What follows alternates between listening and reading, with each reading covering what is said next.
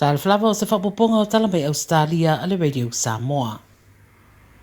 O lo whatatali le tō tele le whaeloina mai alo ia i le fiafia nā nei, o le tala whatatau le tupe mo le tausanga luawhiru spurua luawhiru sputolu.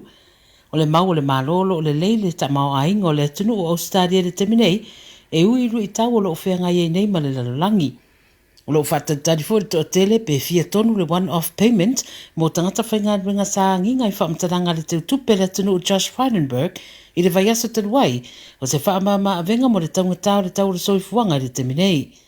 Whai mai isi whina ngā lolo le lei pere tūranga tau tupe le tunu, mai le mana o mio na whaia fo iei seisi ngā nuenga.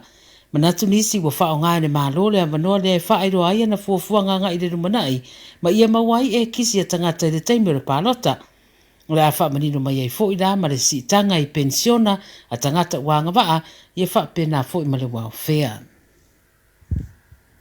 O lo tausairi nei e leo ni eri se toa hono mai sini, o lo ufiatara no iai o se vaenga o la lato suenga o lo whanga solo, i le whalaulawe na tūra i mai se tasi o whare enga i Darling Harbour, i le wawea o na nafi.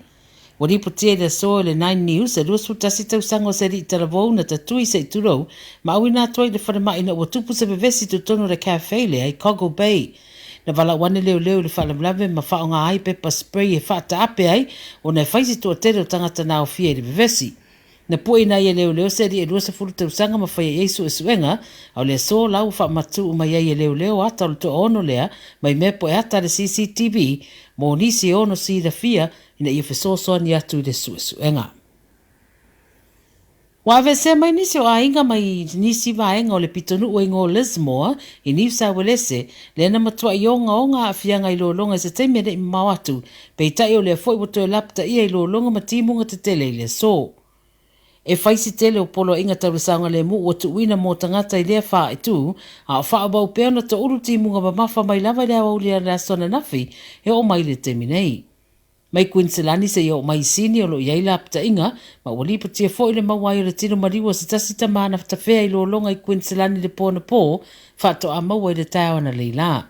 Wali patia le tāpunia wha malo se o nisi o a onga i wha i tūra la tane, mō le saunga le mu, a le whamtaranga ma le wā ai tau le a wha abo pewinga lo wai o le tau, ma lapata inga o lo iai mō vai tafe, e mai se lava i le tu i mātu o le stete.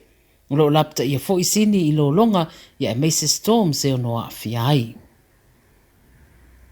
I se ripoti la tamai le mata upolo tala noa i neile to a tele mai le porkalame wha ilonga tau loa a lau whaiata tifanga pe ona wha ingoina o le Oscars, wa wha ilo mai le so, wa wha to ese neile li o Will Smith i le ri whai mea maari o Chris Rock o no le mata upuna tula i mai le asola nafi. E le tau mate wa to tere wa mai mo iai le temina wha o li mai Will Smith ia Chris Rock, mai ta ofi ese e le to tele. Whai mai nisi, le te tau lawa na whaatanga ina iei tu ai ngā mionga o sā wanga, i te tono i tu ai ngā wha moe te tele wha pēa po o so o se mea lava.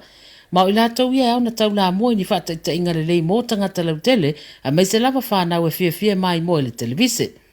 O whaelua lai le so o tu inane se whamtaranga tustusia mai a Will Smith, o whaelua ma whaatu e senga i a Chris Rock, leo mai ona ia whaelua i leo i lea whaitua Amerika, o le aleisa na tangi e whaia le mata upulea.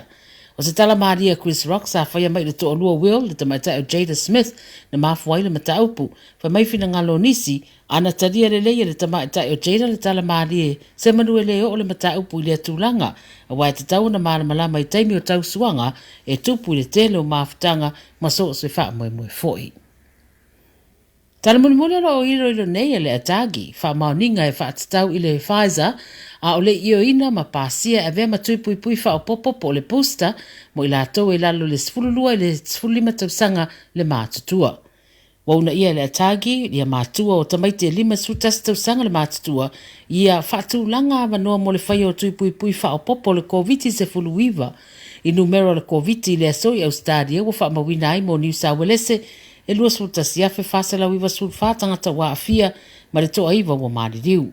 I Victoria se fulu afe iwa se lau se fulu ono tangata wa afia ma le to lima ua maliliu. Tasmania lua afe tolu se lau lua sefulufā ua whaamaonia a fia le COVID ma le to tasi ua maliu. I Queensland fitu afe fitu se lau tolu sefuluvalu tangata ua fia ma le to aiva ua maliliu. O le ACT afe ono sefulutolu ua fia ma le Northern Territory fase lau ma le valu cases fou ma i la tau lo tau fia le wharamai to a sefulu ma le lua o lo i le vaenga tinga ina.